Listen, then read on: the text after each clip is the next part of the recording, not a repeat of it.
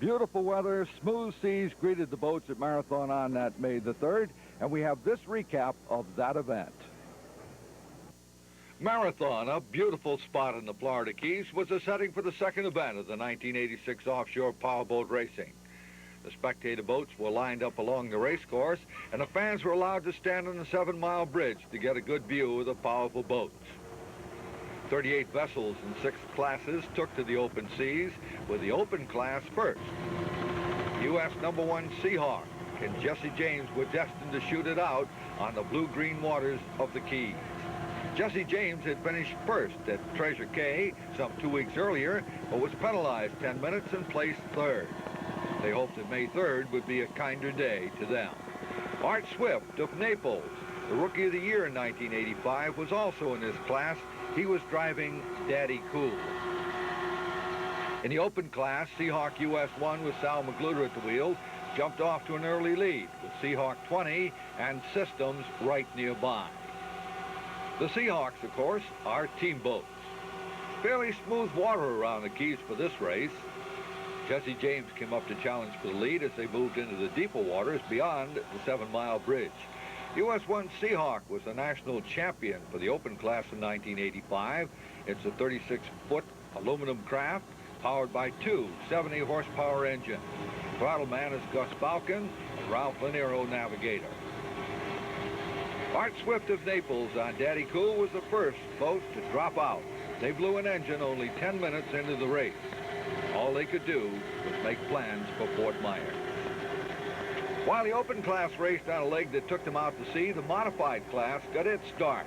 Top boats to watch here were Baja Bandit, Smiling Jacks, who finished second at Treasure Cay, and East Coast Marine. But it was Love It Again that set the early pace, Smiling Jack second, Special Edition third, and Blue Max, piloted by Crystal Gershner, who's the only woman driver in the race. By the way, her dad, Jerry, is her racing partner. Those modified sure can stretch it out as they blaze across the sparkling waters. M19, Love It Again, driven by Michael Lehman of Key Biscayne.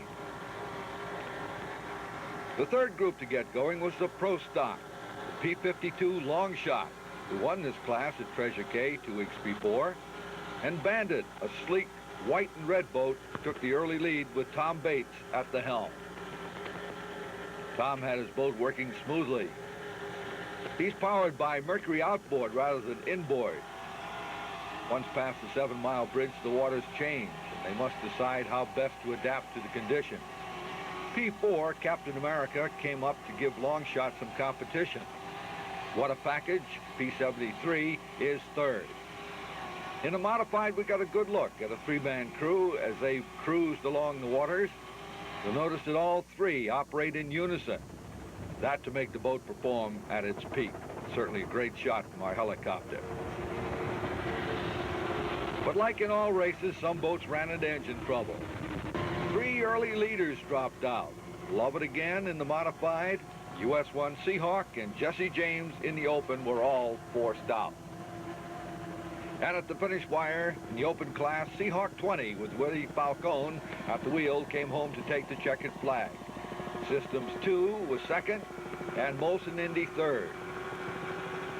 In the Pro Stock class, what a package. A 30-foot Shadow Cat with a father and son team of Dominic and Paul Palumbi of New Jersey.